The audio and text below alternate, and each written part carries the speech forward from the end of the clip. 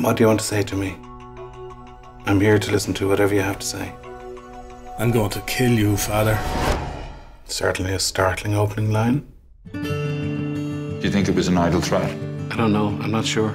If you're not sure, means it's possible. Body of Christ. Things you hear in confession these days. Do you know what felching is?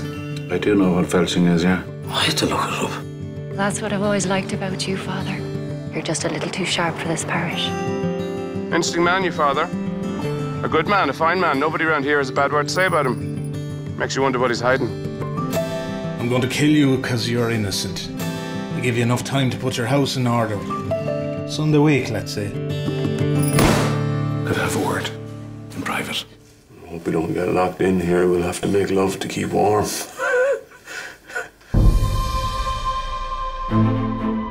Finish with all your gobbledygook. Every life is sacred, Frank, for God's sake. Some are less sacred than others.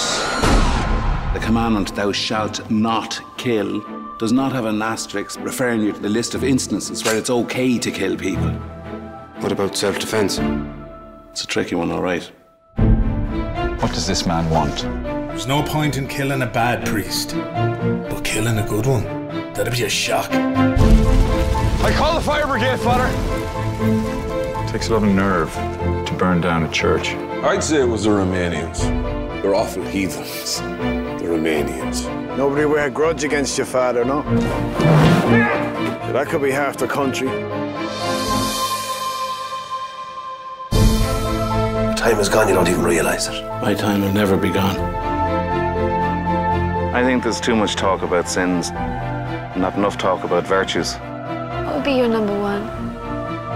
I think forgiveness has been highly underrated.